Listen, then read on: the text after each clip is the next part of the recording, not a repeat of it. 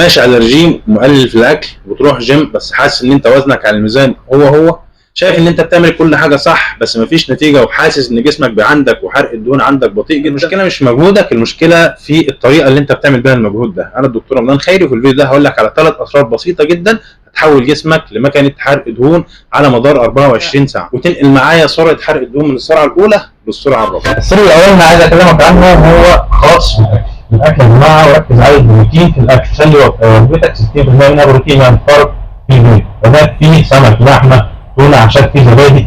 البروتين بجميع انواعه مهم جدا. طب ليه بنقول البروتين ل3 اسباب مهمه جدا؟ السبب الاولاني ان اصلا جسمك عشان ينتج البروتين هو بيحتاج سعرات حراريه كبيره جدا وبيحرق سعرات حراريه.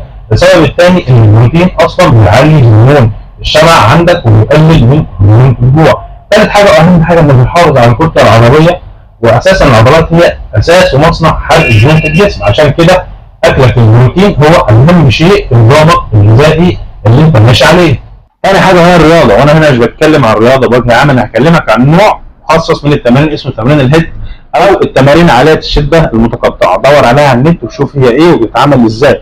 ربع ساعه بس من التمارين دي افضل من ساعه مشي يوميا. طب ايه السر فيها وليه احنا بنقول تمارين الهيد او تمارين عاليه الشده المتقطعه؟ لان يا جماعه انت بتعمل صدمه لجسمك بتخليه يخش في حرق سعرات ممكن توصل ل 24 ساعه بعد التمرين ده، علشان خاطر ان هو يقدر يرجع لمستواه الثاني او طبيعته تاني، بيفضل يحرق الدهون او يخش في حرق الدهون لمده 24 ساعه متكامله. والاحلى كمان فيه ان انت مش محتاج تروح جيم، انت ممكن تعمله في البيت عادي. دور بس على تمارين عاليه الشده المتقطعه وانواعها واختار منها اللي يناسبك، وبعد ما تعملها شوف وجرب بنفسك ازاي حرقك هيزيد بطريقه كبيره جدا. ثالث حاجه واهم حاجه والناس كتير بتتجاهلها ومش عارفه قيمتها هي النوم. انت لازم تنام كويس 6 7 8 ساعات يوميا، ده مش اقل من كده، لان عدم تظبيط النوم هو بيبوظ لك هرمونات جسمك، خصوصا 3 هرمونات مهمه جدا. اول حاجه هرمون الجوع.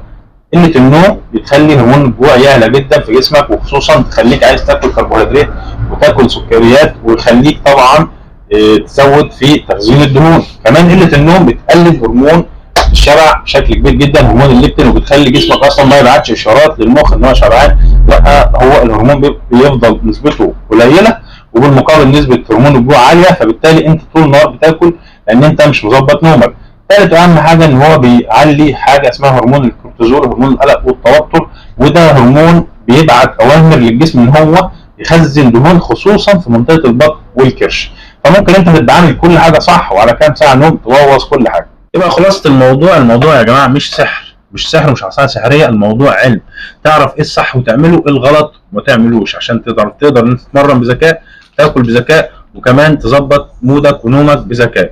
يبقى هو الموضوع كله عباره عن تكون انت عارف بتعمل ايه الصح تعمله، ايه الغلط ما تعملوش، عشان تعرف تكمل في الرجيم اللي انت ماشي عليه وفي الرياضه اللي انت ماشي عليها، وتوصل لجسمك للوزن اللي انت عايزه، وتعلي الحرق عندك عشان تقدر تكمل وعشان ما تيأس.